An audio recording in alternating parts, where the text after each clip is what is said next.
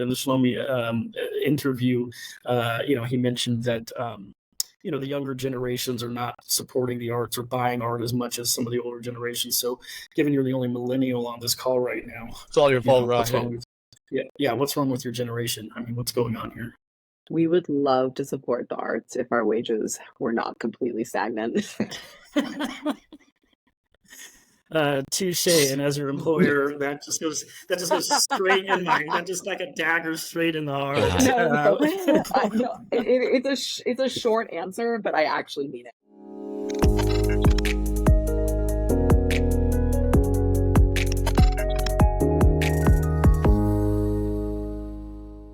Hello, everybody, and welcome to the MO Podcast, where we explore the journeys, challenges, and successes of those who have built ambitious and groundbreaking projects in the art and cultural sector. I'm here with my co-host, Jonathan Neal. Jonathan holds a PhD in art history from Columbia University, and he was the founding director of the Sotheby's Institute of Art in Los Angeles, as well as the Center for Business and Managing the Arts at Claremont Graduate University. He's written extensively for the Brooklyn Rail and Art Forum and was the associate editor of Art Review magazine. Jonathan's also my co-founder and partner at Inversion Art. My name's Joey Flores. In addition to my sordid past as a spoken word artist and frontman of a 10-piece jazz, rock, and hip-hop group, I've built startup companies for over 25 years, including Earbits, which was backed by Y Combinator, provided marketing services to over 15,000 musical artists, and was acquired by U42 in 2015. In this inaugural episode, we are excited to feature a roundtable discussion about the first two episodes of our podcast, which will be released over the next 2 weeks. For that discussion, we're honored to have a special guest joining us, Rocket Caleshu. Rocket is a visionary writer and filmmaker based in Los Angeles, known for co-writing the critically acclaimed film The African Desperate. He holds a BA in African Studies from Brown University and an MFA in Creative Writing and Critical Studies from the California Institute of the Arts, where he was the inaugural Truman Capote Literary Fellow. Rocket's work has been published in esteemed journals such as Poetry Magazine and New Delta Review, and he's currently working on a book of essays titled Whatever. In addition to his personal achievements, Rocket is the lead artist liaison for us here at Inversion Art, where he manages studio affairs for artists such as Jen and Kevin McCoy and Guggenheim fellow Maria Gaspar. Our first highly entertaining interview, which will be released next Tuesday, features Shlomi Rabi, an Emmy winner who led the photography departments at Christie's and Phillips auction houses before founding Greenhouse Auctions, which he sold to Artsy. Our second episode features acclaimed artist Enrique Martinez Celaya, whose work spans painting, sculpture, and writing, and whose contributions to contemporary art are present in over 60 public collections worldwide. Enrique was recently the first exiled Cuban to be honored with a solo exhibition at the Museo Nacional de Bellas Artes in Havana, which he explains in our interview was not at all an easy decision to accept. So today, we're going to discuss key takeaways and notable moments from our first two episodes and give you a taste of what's to come on the MO podcast. Without further ado, let's welcome our special guest, Rocket Caleshu. Yeah, thanks for having me. Rocket, you've had an impressive career spanning various facets of the art world. So before we dive into the specific of the episodes coming up, could you share a bit about your journey and what led you to your current roles, including your work at Inversion Art? So I'm primarily a writer. I've always sort of been in community with a lot of artists. So when I moved to Los Angeles to go to CalArts for grad school for an MFA, the community that I landed in was a very visual art forward community owing to being at CalArts, which is a visual arts school predominantly, but also just the community of Los Angeles. And at that time was a particularly exciting moment. There were, people were kind of coming here in droves because of the sort of livability and I'm making it sound like it was a really long time ago. It was 10 years ago, but a lot has changed in 10 years in Los Angeles. And so sort of the people leaving New York and then people coming in from other places, really robust community of like emerging artists and then also just such a storied history of established artists who have made their home base in Los Angeles. So it's just an exciting place to land. So I did the MFA in poetry. I'm a poet. And then I finished the MFA, which was a great and miraculously funded experience. I was like, oh no, I need a job. So the halcyon days of the MFA were over.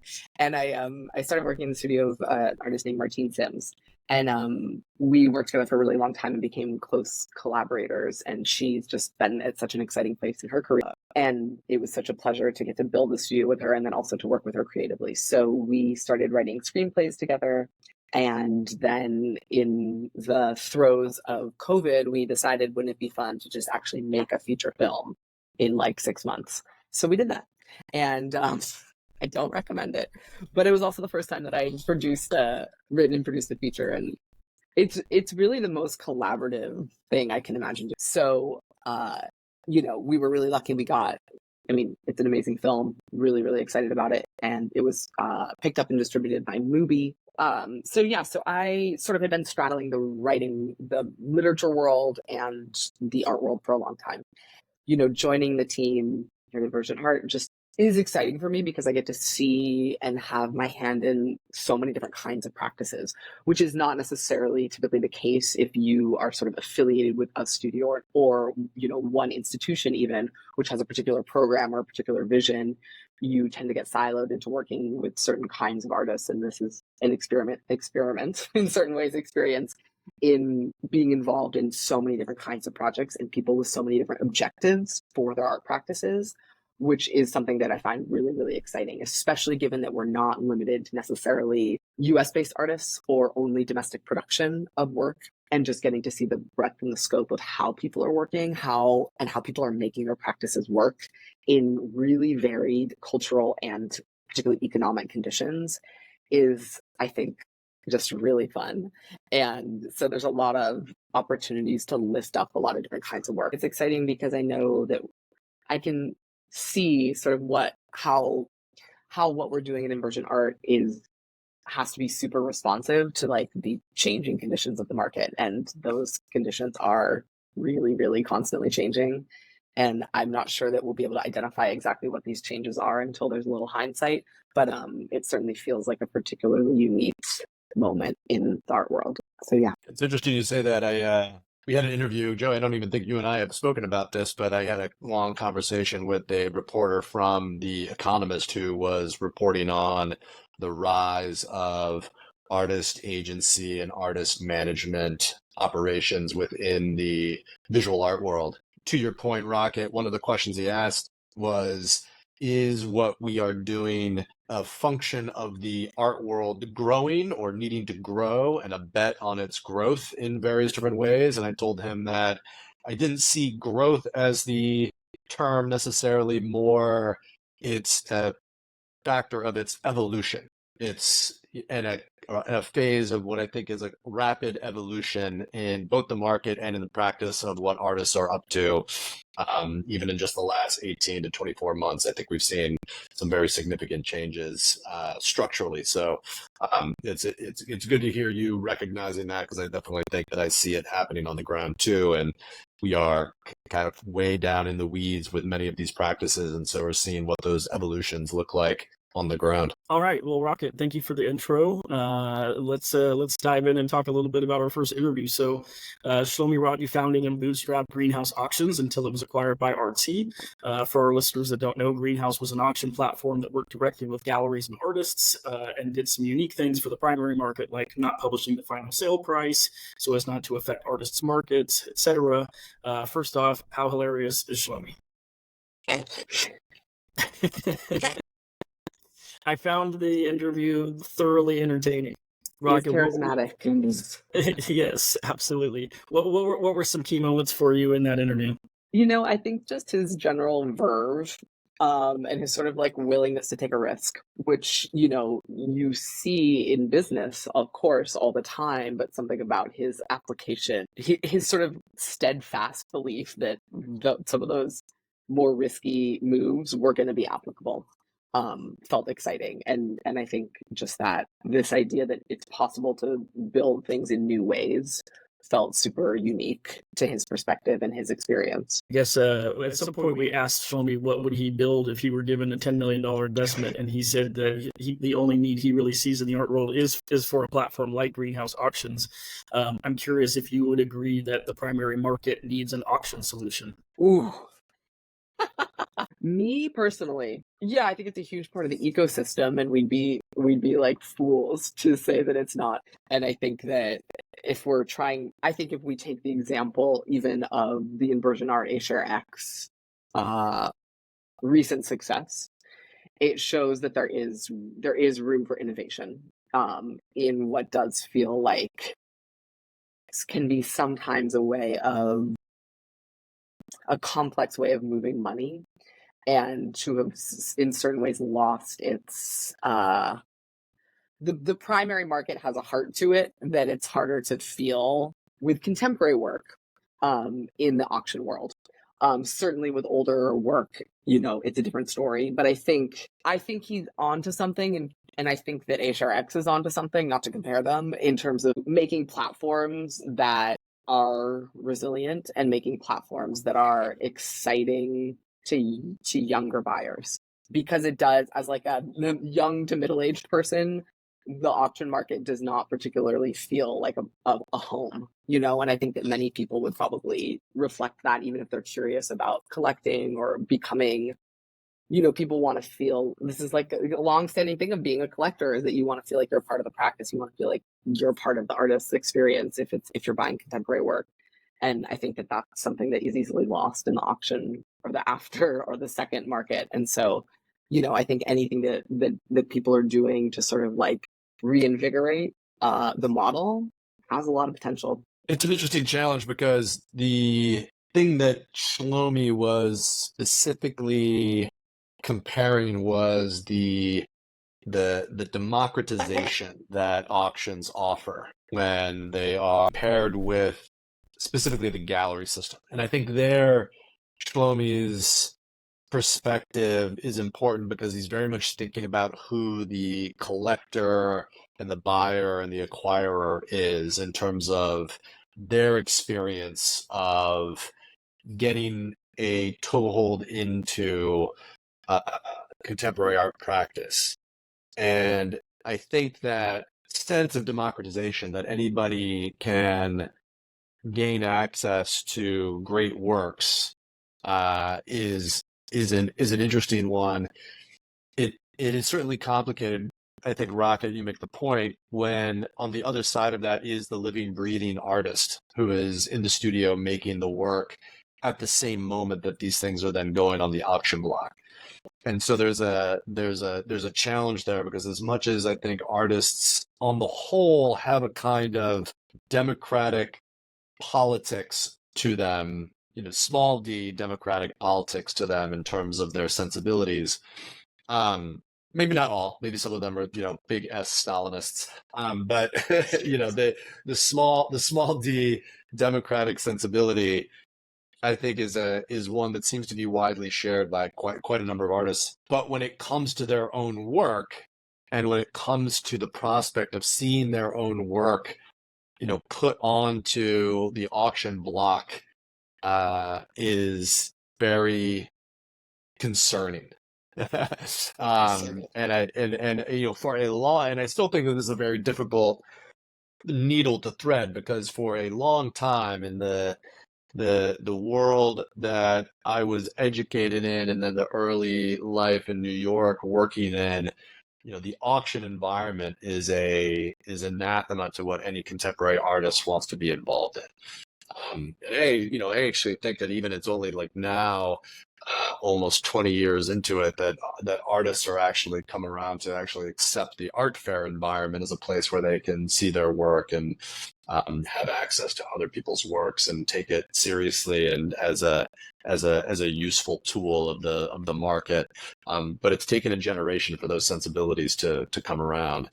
I found it interesting in the episode when Jonathan, you and Shlomi were talking about how the philanthropic component of greenhouse auctions, where the seller's fee, the 5% seller's fee, went to the Thurgood Marshall College Fund, was something that artists could point to as an additional reason, or maybe the reason why they were interested in doing the auction, because it's not enough to just need the sales and need the money, that the artists need a story by which to justify getting involved, for example, in an auction, which, for the most part just looks like a grab for money. And so by having this philanthropic component, when they're sitting around the table with other artists, they're able to talk about, one of the great things about this auction that I'm going to do is that this percentage goes to charity. And so, and it sort of doesn't absolve them of, but it sort of, washes in some way the greed aspect of just doing an auction to sell some work, by having this additional component. So I'm curious, Rocket, has it been your experience that artists need to have reasons and stories beyond sales and finances to participate in a new model or approach like that? Well, I think on the one hand, it can be considered a failure if your work is going to auction, because who's getting rid of it, and I think there's obviously a lot. Frequently, there can be a lot done on the back end for galleries to protect their artists' work from going to auction because they want it to stay. Not because they do want the resale money, but they also want the prestige of it being hard to get. And I think that's like I see that as a huge factor in a lot of, especially younger artists who come up fast, that they want to keep coming up, and that having work go to a secondary auction is like not desirable. And I think that people whose work is in any given moment considered very desirable are asked a lot to give to charity auction. And I think it's feel good, but I think it's not always a great business decision. And I think that there is a tension there. And I think that a lot of artists really obviously want to do the most that they possibly can with the amount of work that they produce. But it's like, if you think about, you have a traditional painting practice, or you have like a new media practice, if you're only making a very small amount of work in a year, like, does it make sense to give it to a charity auction? Even if you're going to see a certain amount of prestige for that, or your gallery is going to see a certain cut or anything like that. I think it's actually a huge question. One of the things that Shlomi said was that he feels like the auction approach is more democratic, and so like in this case, it's not necessarily that the artists. It's not a secondary auction in the case of Greenhouse, or in the case of our auction with HRX. These are straight from the artist studios, and going out that way. And part of the story and the narrative on the artist front could be, hey, I wanted to make this work available in a more democratic way. Jonathan went so far as to call it more populist, the auction model.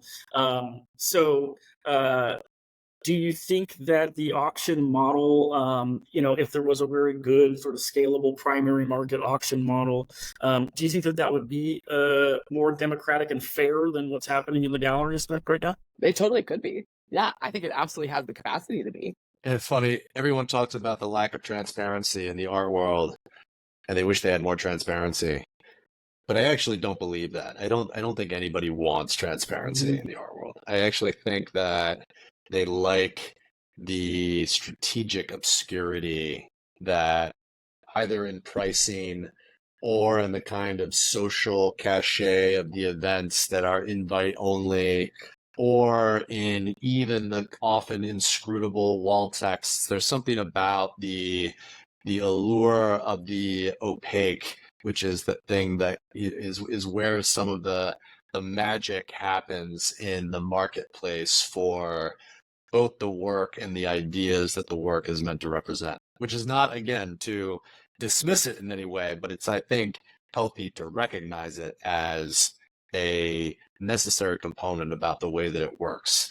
I think in an industry like the art world, which like thrives on exclusivity and exclusion, I think that it's the excluded people who want more transparency, right? Like me, as somebody who hasn't collected a lot of art, but would like to purchase art, I would like to have more transparency. I would like to know if the price I'm being quoted is on par with what other people have been paying for work, or if I'm just getting run over in the gallery or what have you. It's the people who are like pulling the strings, who are for sure getting the best deals, that don't want the transparency. I think it's that the people who are already benefiting from the lack of transparency don't actually want it, even if they say that the art world should have more of it.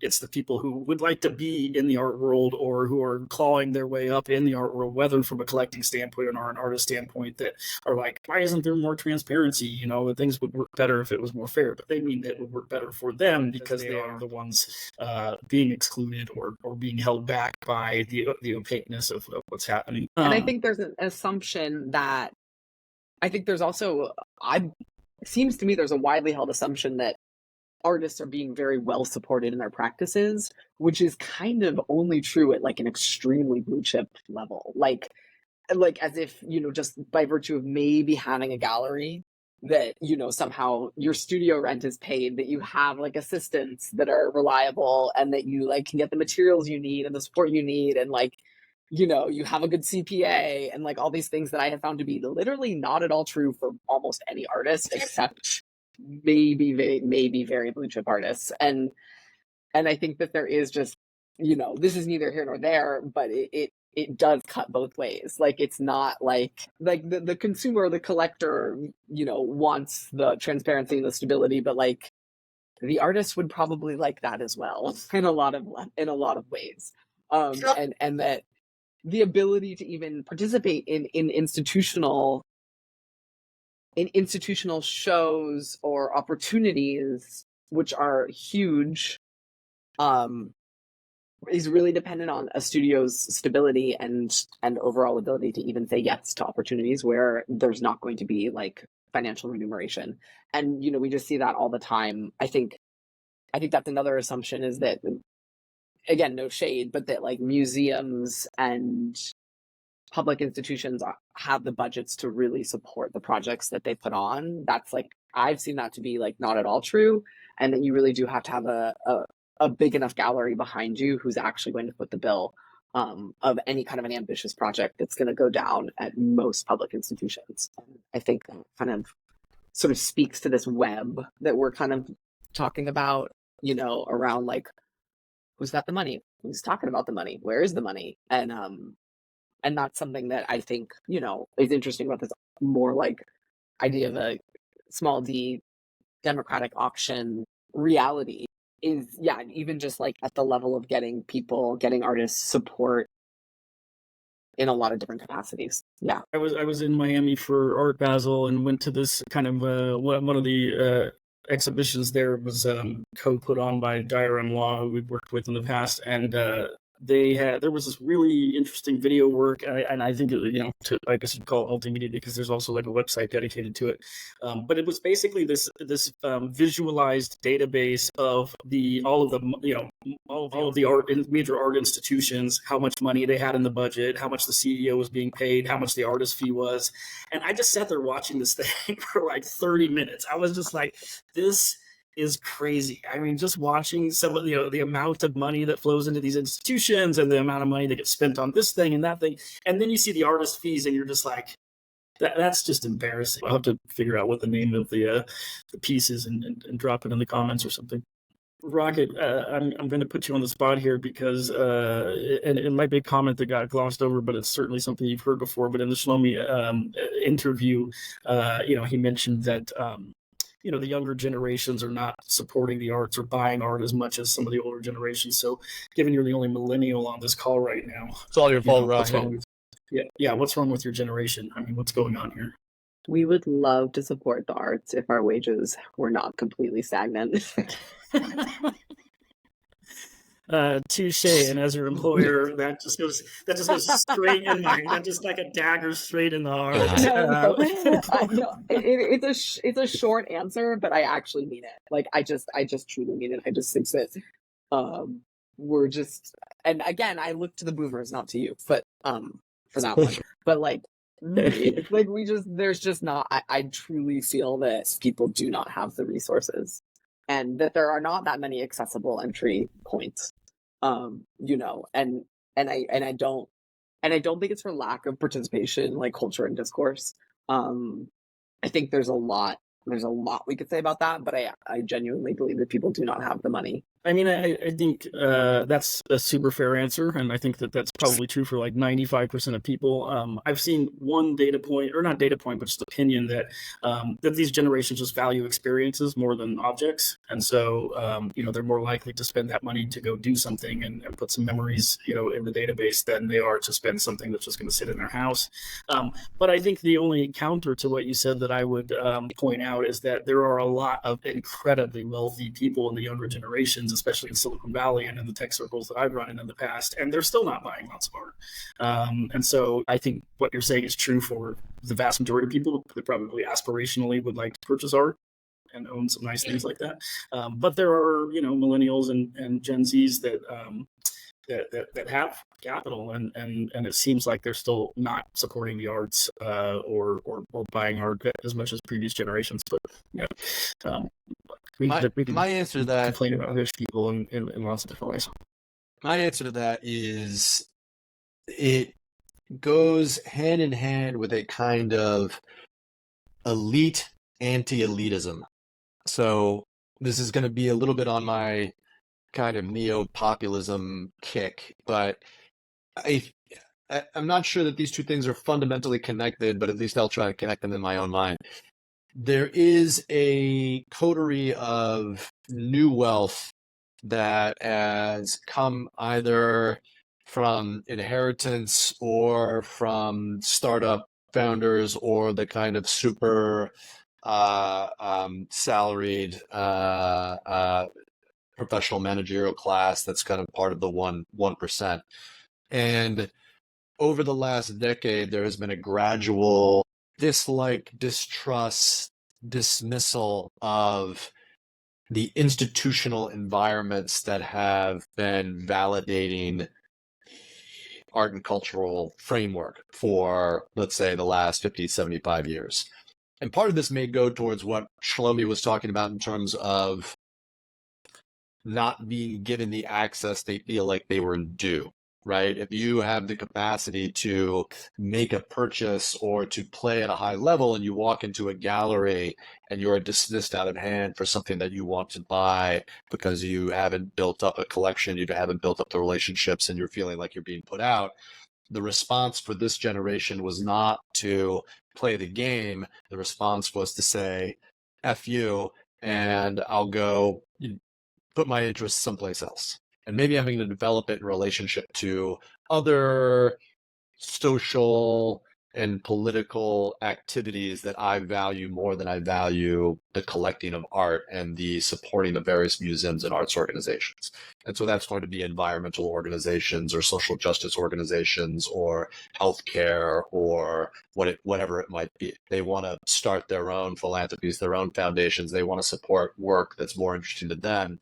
And what that does is it gradually empties out or hollows out or delegitimizes those validating institutions, makes them less interesting to those to the let's say the newly emergent wealthy class, whether they're millennials or Gen Xers or whoever they may be. Rocket, before we start talking about the episode with Enrique Martinez Celaya, did you have any other thoughts or questions on the episode with Shlomi? No, that's all. I have one last question, Jonathan. If you were given $5 million and had to start greenhouse auctions all over again, would you take the money and do it?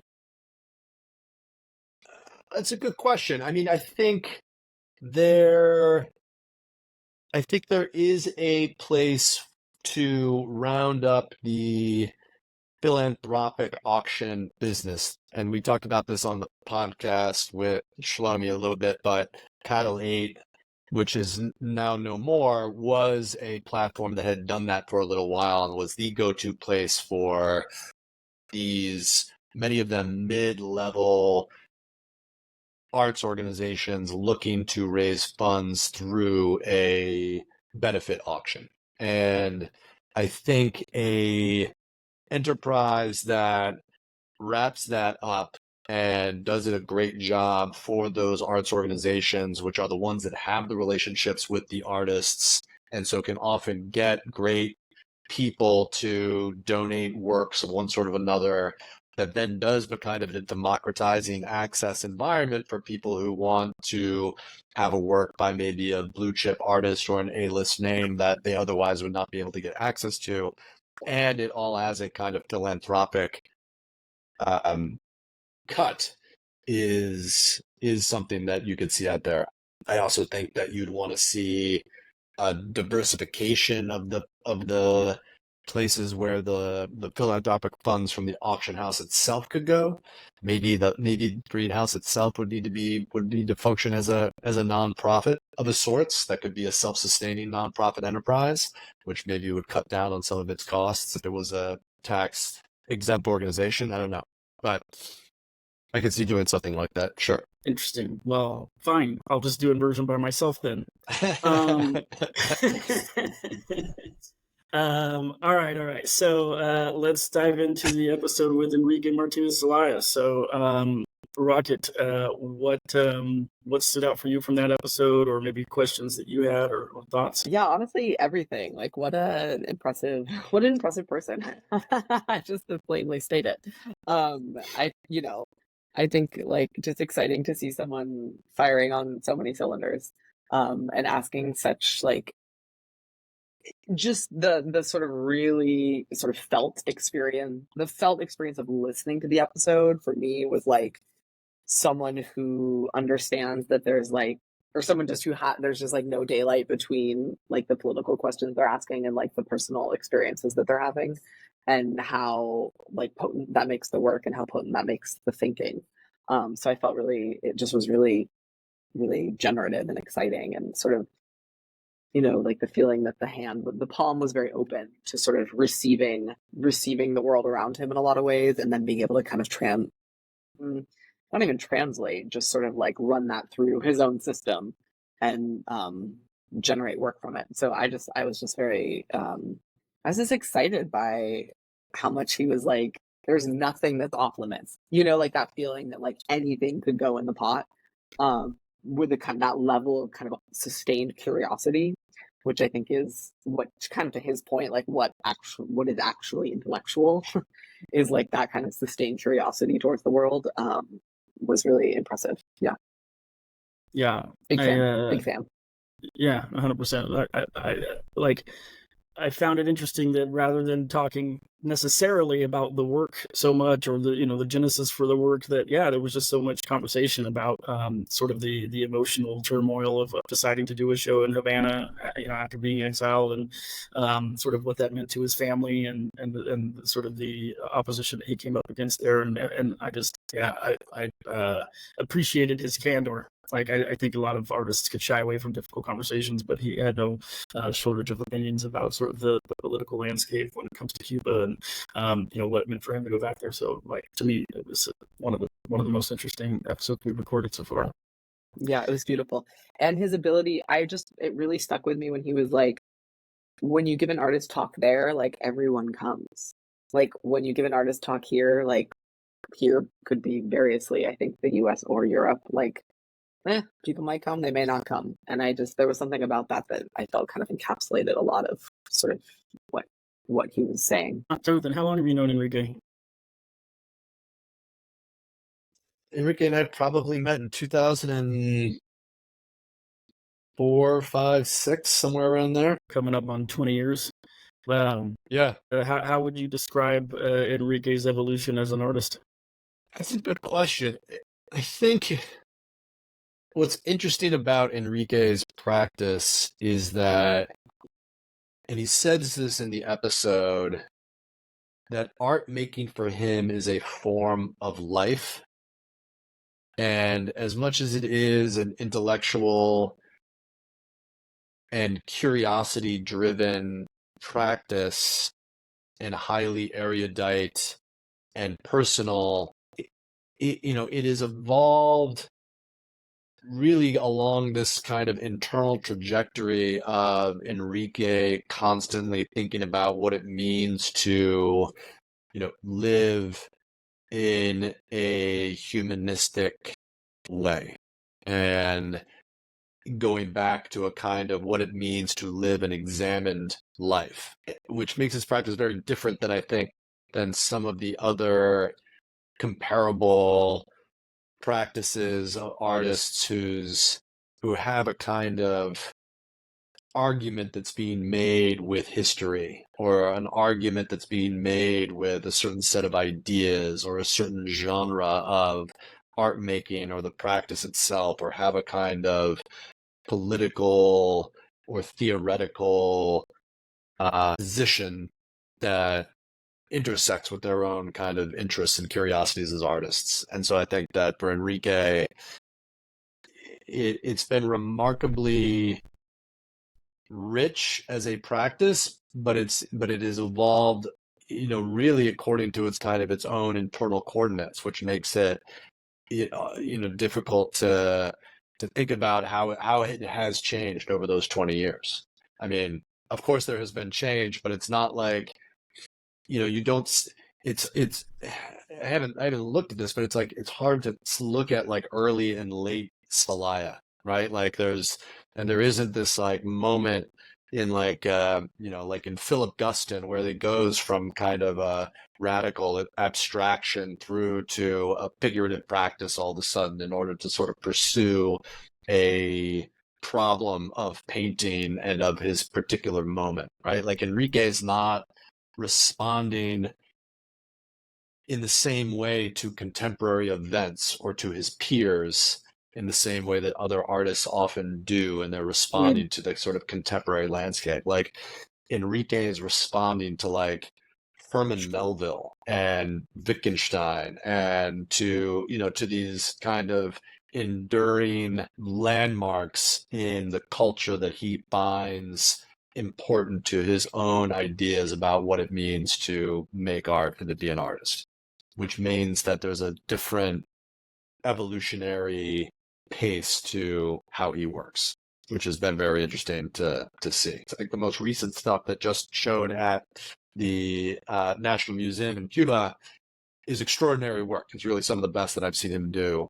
He had work at a show at, before it was the Perez, at the Miami Art Museum. This might have been in 2007, 2008, somewhere around there, which was epic painting of a snow leopard in this big field, which is one of my favorite paintings that he's ever made as well. He talks quite frequently about how little art he actually likes.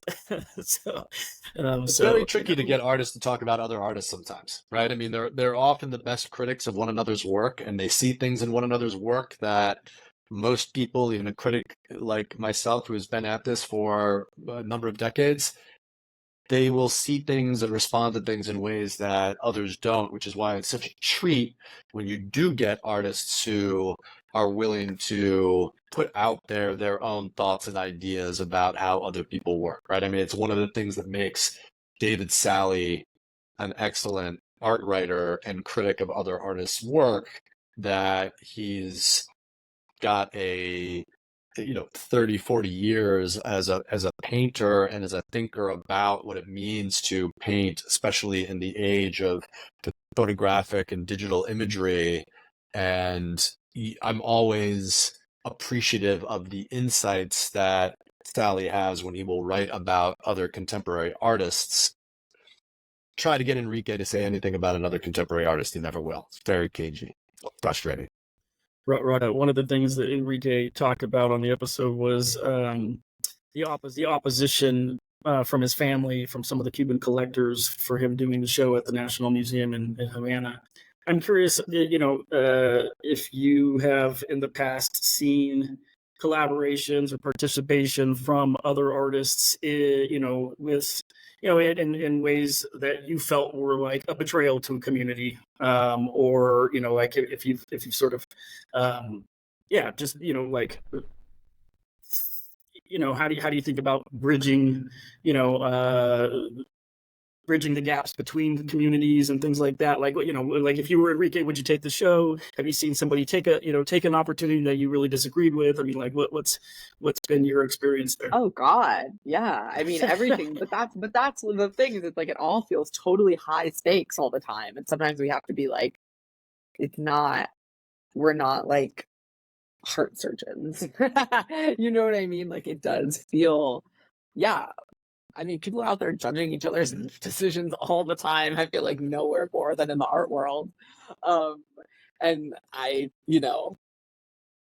should do whatever they feel they need to do, especially to get whatever bag they need to get. But yeah, I think this is a lot of what's also just fertile material, grist for the proverbial mill that comes up a lot. I mean, I think if we even just look at every Whitney biennial, there's always like some amazing work being done around where money's coming from and where it's going to and how that money came to be and what kinds of work is, yes, this to me is the field on which all of this happens. Like, this is the terrain.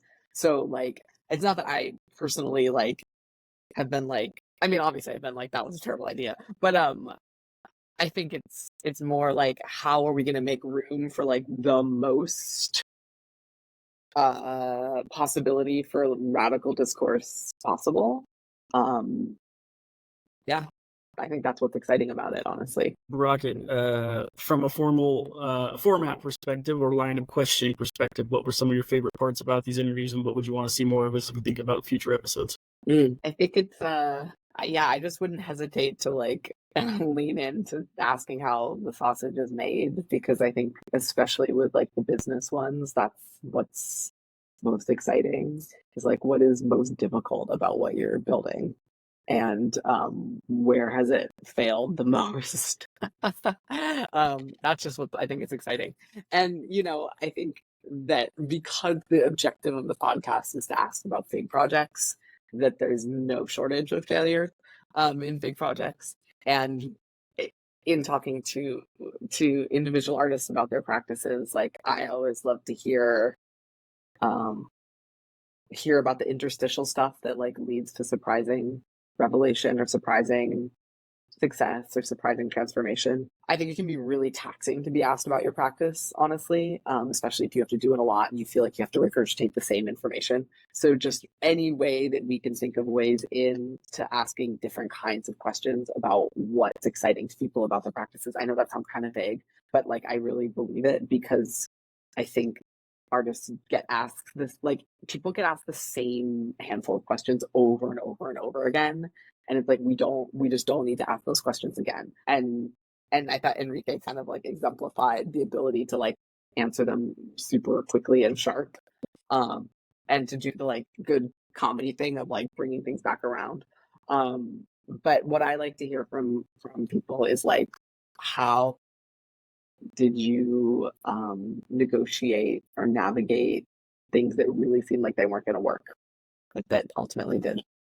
Maybe in a way totally different than what you were anticipating. Yeah, I totally agree. I think when we were talking about what do we want this podcast to be, we didn't want it to just interview artists. We wanted to, focus on people who are doing ambitious things. We wanted to talk about issues of scaling, issues of securing a team, issues of securing funding, like how do these things happen, especially for these really big projects. I mean, and we could have gone that direction with Enrique and talked so much more about like the individual works and different things. But to me, the more interesting thing was, the decision-making process to even go do this exhibition in Havana, and what did that mean, and like the impact that it had on his family relationship and things like that. Like that to me was like way more interesting than tell us about this painting that that I saw in the screenshots. So our next 3 episodes after the 2 that we've been talking about, we've got Jen and Kevin McCoy, who minted the first NFT back in 2014 and sold it for $1.4 million at Sotheby's.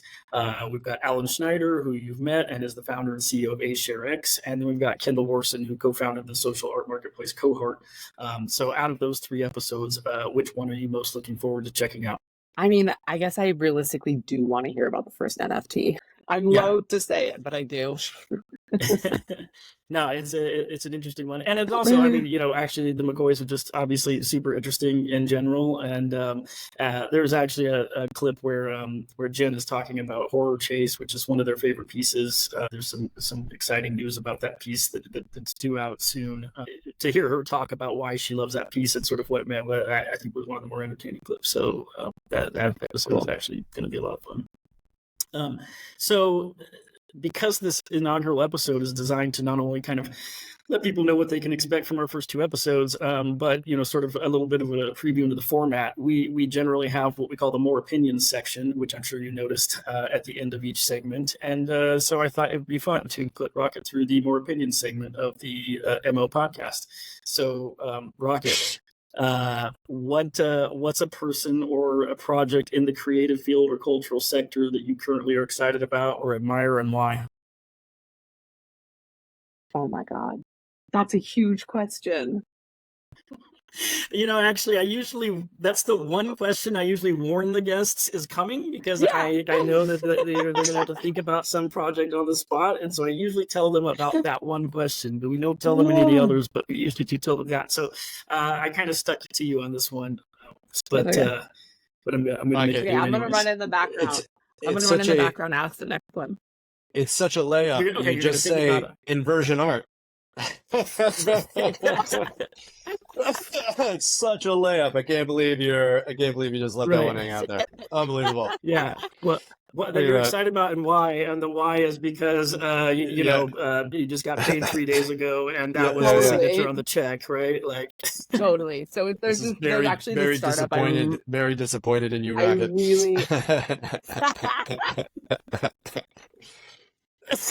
really literally. Right, I can't wait to tell you about this startup. Okay, I'll come back on that. Well, all right. We'll let you ruminate on that one. If you don't come up with one, then we're going to do another wrap up roundtable in a few more episodes, so we can always come back to you on that one.